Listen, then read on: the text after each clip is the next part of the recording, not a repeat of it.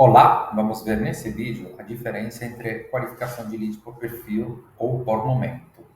A gente está falando de lead, né, de oportunidade, né, que entram com que a gente já tem estabelecido uma conversa, e aí a gente precisa entender se é o momento certo para fazer a nossa proposta comercial, ou seja, se ele se torna um SQL, Sales Qualified Lead, lead qualificado para a venda. Para fazer isso, a gente precisa ver se é qualificado tanto por perfil quanto por momento. Vamos ver. Primeiramente, a gente vê a qualificação por perfil, ou seja, o lead tem que ter as características do ICP definido na fase de inteligência comercial. ICP, que significa, lembro, Ideal Client Profile, que seria o perfil do cliente ideal. A gente definiu lá atrás, no começo do nosso processo, na fase de inteligência comercial, no planejamento, ou seja, a gente definiu quais são as características praticamente do cliente que a gente quer atacar, o tamanho, a geolocalização, enfim, uma série de questões assim, o que é o tomador de decisão, a gente viu isso em outro vídeo. A partir disso, então, a gente começa a implementar as nossas estratégias. Então, quando alguém realmente abre a porta, a gente começa a conversar com esse prospect, com esse lead, a primeira coisa que tem que fazer é entender realmente se as características dele batem com as características que a gente identificou na fase de planejamento, porque às vezes pode, dependendo do nosso projeto, pode até ser um projeto de inbound, mas também no outbound, a gente pode acabar conversando com empresas que não têm essas características, pode entrar, digamos, na conversa de forma errada, porque pode ter um erro de prospecção ou de nossa avaliação. Então, a gente primeiramente tem que fazer esse tipo de avaliação. Ele tem as características do perfil do cliente ideal que eu estabeleci lá no planejamento inicial?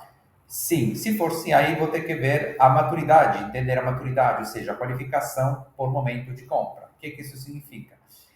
A gente sempre resgata o conceito de afirmação do herói, onde o nosso cliente ele não se importa muito com o nosso produto ou serviço, mas ele tem uma necessidade. Para resolver essa necessidade, ele está disposto a usar nosso produto ou serviço, ou seja, nosso produto tem que se tornar o herói do nosso cliente.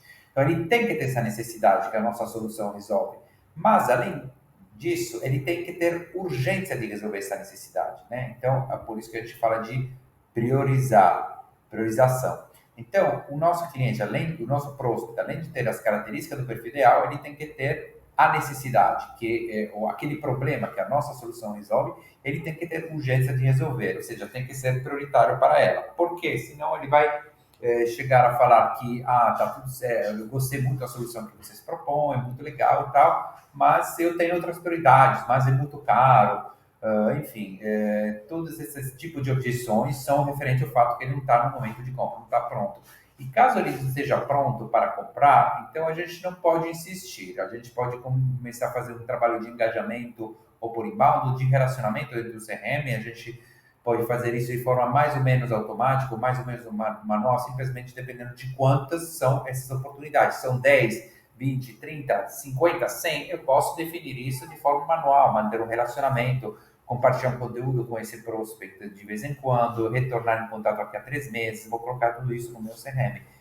Caso esses leads sejam muito mais, sejam, sei lá, 1.500, aí já é diferente. A gente tem que pensar um processo de automação dentro de um trabalho de inbound marketing, né? Ou seja, fazer uma nutrição. Então, resumindo, quando tem uma oportunidade aberta, um lead que entra, mesmo que ele mostre interesse em saber o que a gente vende, né? O que a gente oferece, antes de fazer a proposta, a gente tem que considerar duas coisas. Primeiro, ele tem as características do perfil do cliente ideal que é estabelecido no planejamento comercial. E segundo, ele está no momento, ele tem a necessidade, ele tem urgência de resolver aquele problema que a minha solução resolve. Aí, tendo essas duas características, a gente pode seguir na frente e fazer a proposta comercial. Até a próxima. Tchau.